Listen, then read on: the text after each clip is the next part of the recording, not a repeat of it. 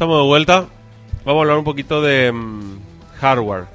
La principal noticia es que Intel acaba de sacar al mercado sus nuevos procesadores Atom. Sí. El Atom es básicamente un procesador de muy bajo consumo, pensado específicamente para netbooks, tablets, para no máquinas poderosas. inclusive hasta para teléfonos celulares. Sí. Se está pensando que puede ser un buen competidor con el ARM y qué sé yo. Muy potentes, y esta nueva versión de Atom está buena. Tiene una serie de ventajas, vamos a decir, por sobre las versiones anteriores. Ya se están empezando a fabricar equipos con este Atom, que son marcas Acer, Asus, HP, Lenovo, Samsung y Toshiba. Y básicamente, como te decía, tenía varias cosas interesantes. Primero, están pensados para consumir, o sea, ser muy potentes, pero al mismo tiempo consumir la menor cantidad de energía posible. Que es lo ideal. Ofrecen hasta 10 horas de batería en uso, hasta semanas en lo que es stand-by, y inclusive permite ejecutar video de alta definición, ¿verdad? O sea, son bastante potentes. Vienen con una aceleradora gráfica integrado, o sea, una aceleradora integrada al chip. ¿Viste cómo los nuevos Intel, bueno, y los AMD también, los dos vienen con la aceleradora dentro del chip? Que por lo menos es básica, ¿verdad? Pero que ya el procesador ya es acelerador gráfico. No hace falta una aceleradora externa, salvo que ya seas gamer y claro. Pero para un usuario normal, con eso ya el Sandy Bridge tiene ya eso, ¿verdad? Entonces ahora al Atom también le incluyeron eso, lo que permite sacarle otros chips, ¿verdad? O sea, que estaban ocupando espacio. Claro, y que consumían energía y todo eso. Reduce el tamaño, consume menos energía y ya está integrado, ¿verdad? Tiene también el controlador de memoria integrado. Bueno, cosa que AMD hace años ya hacen sus chips, ¿verdad? Ahora Intel en el Atom mete el controlador de memoria también integrado al chip, lo que nuevamente reduce y da todas estas ventajas de las cuales estábamos hablando. Y supuestamente respecto a la generación anterior, duplica la calidad de imagen, el render, la velocidad del procesamiento, lo que sea, ¿verdad? Está basado en un proceso de fabricación de 32 nanómetros.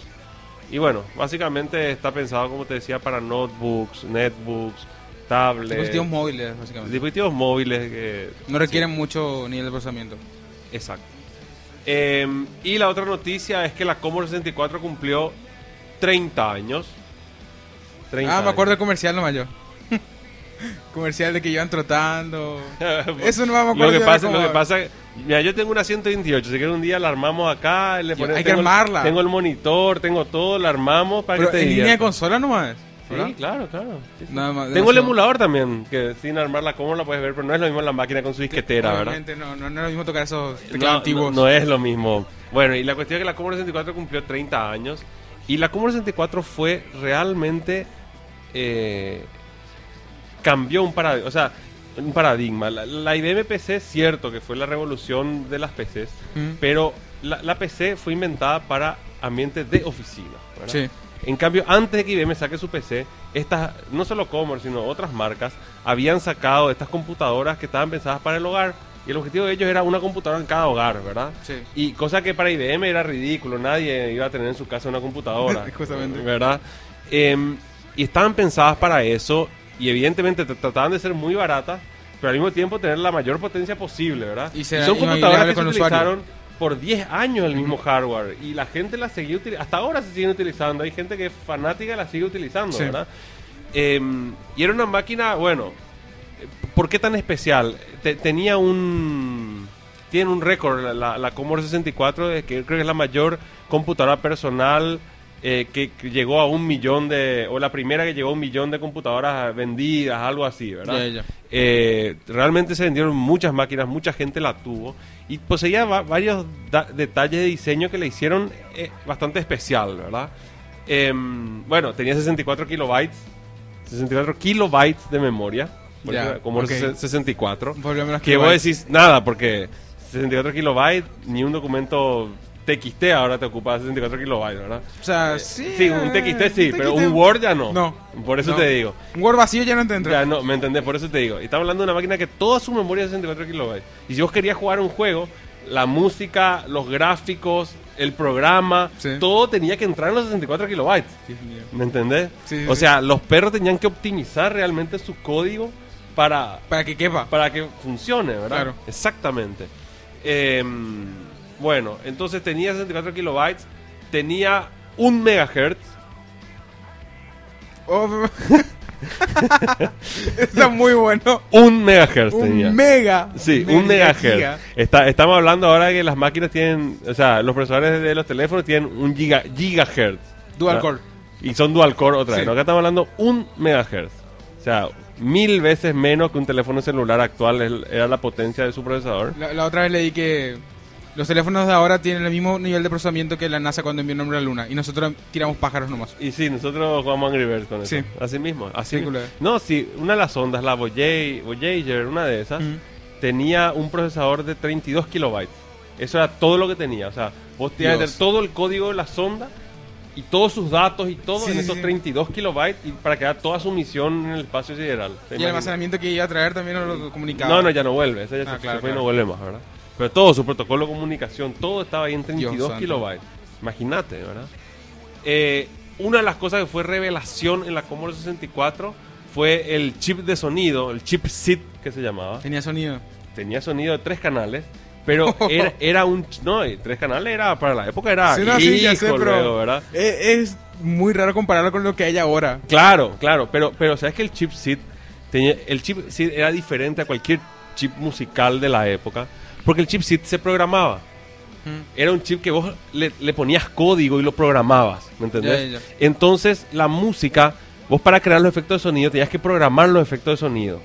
Y de ahí se nació lo que se conoce como la música chip, que justamente es un tipo de sonido muy particular que tenía la Commodore 64 que ninguna otra máquina de la época ni nunca más en realidad tuvo, ¿verdad? O sea, vos escuchas la música y automáticamente el que conocía por lo menos sabés que es Commodore 64 por el tipo de sonido. Pero tenía tanta variedad y esa programación que se le podía hacer era tan impresionante que para la época de esa computadora la música era superior a cualquiera. Competía con Spectrum, competía con MSX, Amstrad, con no sé si la Apple 1, la Apple 2 en esa época. Creo que la Apple 1. Y era superior a, ni que decir la PC que tenía speaker, ¿verdad? Sí. Era superior así, pero la Commodore 64 era una maravilla. Yo me acuerdo que yo veía los mismos juegos de la Commodore en una Spectrum, por ejemplo, y la Spectrum era una porquería, la música era fea, los gráficos eran más feos, todo era más feo. Que los gráficos eran feos. La Spectrum podía tener 4 colores simultáneos nomás. La Commodore 64 tenía 16 colores simultáneos. No simultáneos, 16 colores en realidad. 16 colores, claro. Pero con esos 16 colores se podía hacer mucho. ¿Sabes que era muy interesante? Se creó una movida llamada La Escena, en la que los programadores, músicos, qué sé yo, hacían lo que se conoce como demo, ¿verdad? Sí.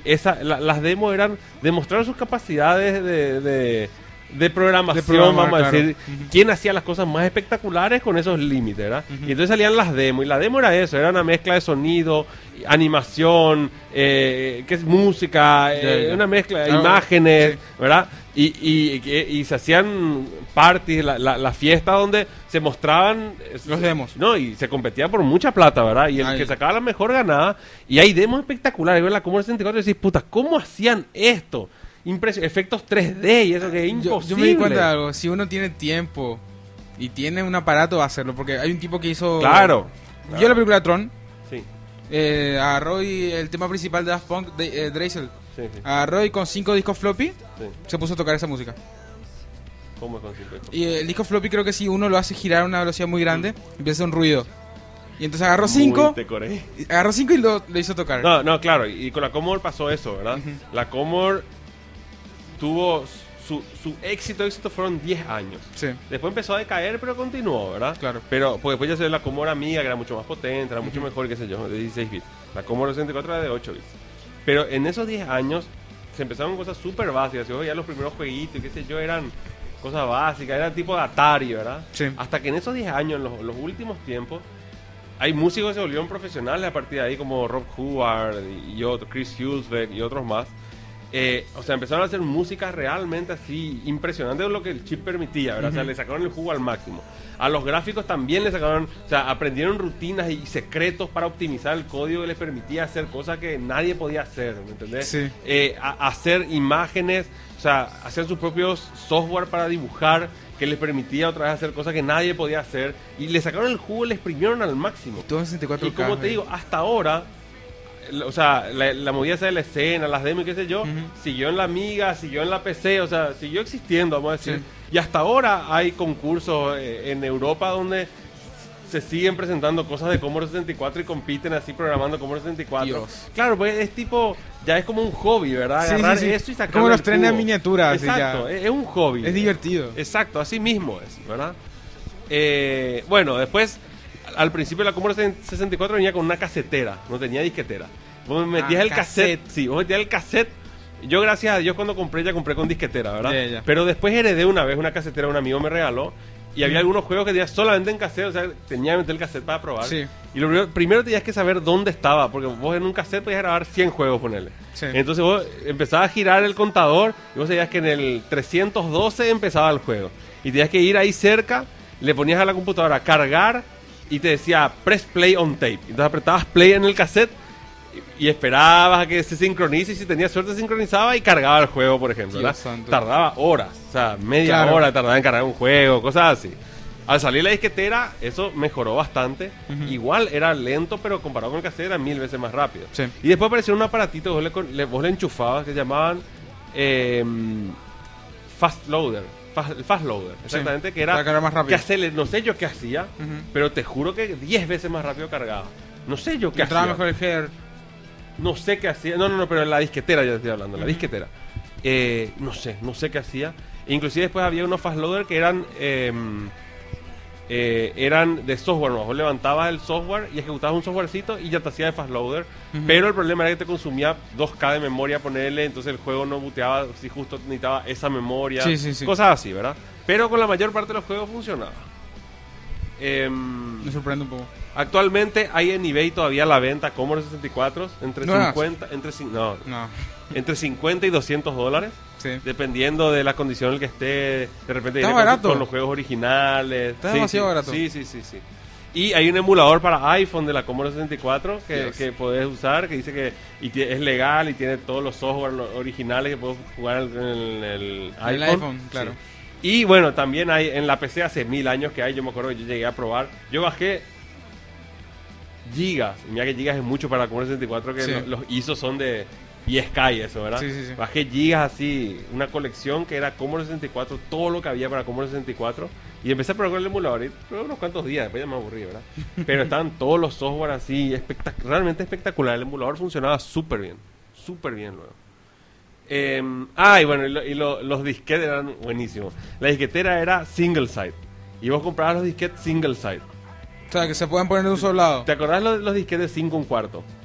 Los grandes, o sea, los que son los de 3 eso ya es un poco viejo para mí. Bueno, los grandes. Vos conocés los de 3,5, que son los normales. Sí. Que hasta hacía poco había en la PC. Se pueden encontrar y eso todavía. Sí. Los anteriores son los de 5 1/4, que tienen 5 pulgadas. Sí. Hay unos más grandes de 10 que eso ya ni yo los vi. Tiene el tamaño de un disco de música. Claro, sí, que son negritos, ¿verdad? Sí.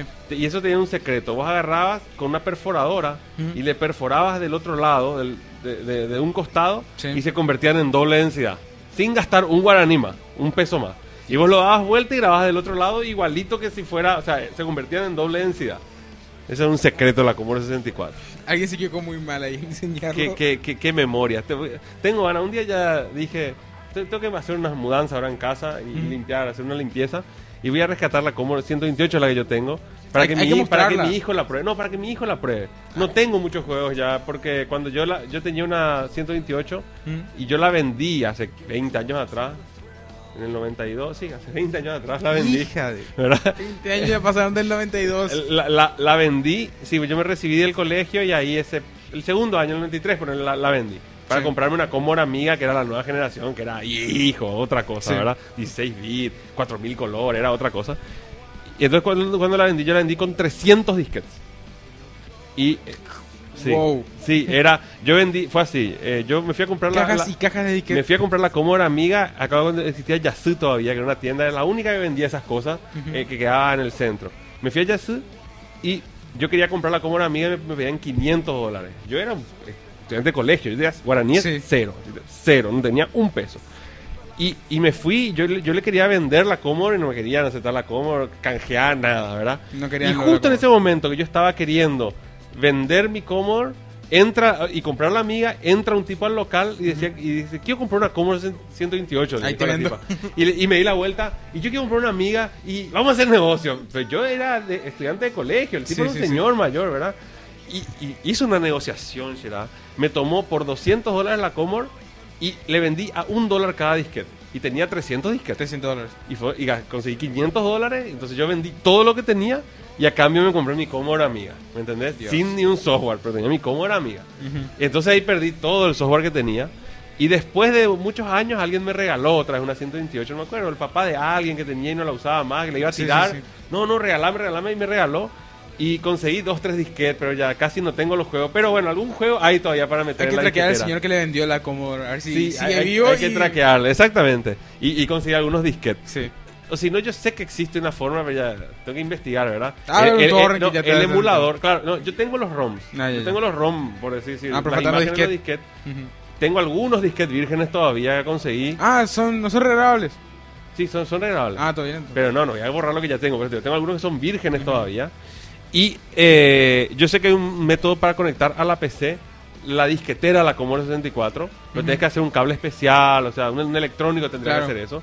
Y entonces podés pasar de la PC esas imágenes al disquete para poder jugarlo en la Commodore, ¿me entendés? Claro, lo mismo que hizo mi hermano con la Wii. Agarró un disco duro externo, puso algunos ROM de un juego y el disco duro externo funciona como un pack de infinitos. Claro, acá la idea no es esa. Acá la idea es conectar la disquetera de Commodore a la PC para grabar la imagen del disquete en el disquete y después volver a conectar a la Commodore la disquetera y usar como si fuera el disquete normal ya, ¿me entendés? Claro. Es para pasar al disquete de Commodore, vamos a decir. No, yo pensé que iba a ser radio directo. Mucho trabajo. Pero había algunos juegos por los cuales valdría la pena. Sí. Nosotros jugábamos mucho uno llamado International Karate, que era dos karatecas que se peleaban y tenía varios movimientos. Pensá que era Stick Fighter de la época. Control de Atari era, o sea, un botón. Un botón y una palanca. Un botón y una palanca, nada más. Y con eso tenía un montón de movimiento y qué sé yo.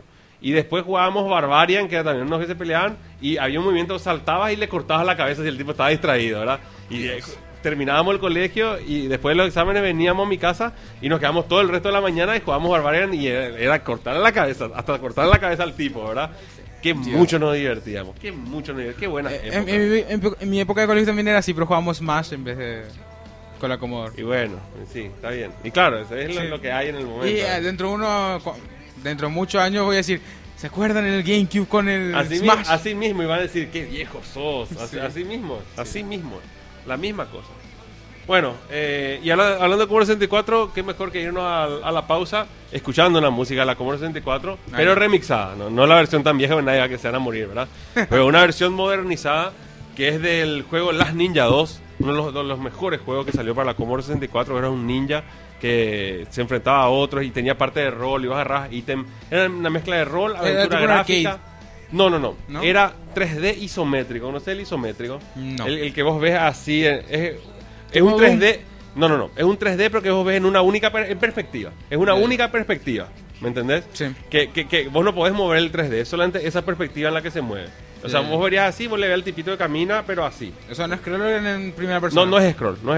Porque era una ventana y vos, si salías de pantalla, pasabas a otra pantalla. O sea, no scrolleaba. ¿Me entendés? Ya. Vos tenías puertas que te iban a otras pantallas. Y bueno, el ninja ese tenía que agarrar ítem, resolver cosas tipo aventura gráfica, pelear como arcade, y también era tipo de rol, porque tenías nuevas armas que podías encontrar, tenías vida, podías recuperar tu vida consumiendo cosas, muy bueno, y la música era fascinante, y de las mejores que salió para la Commodore 64.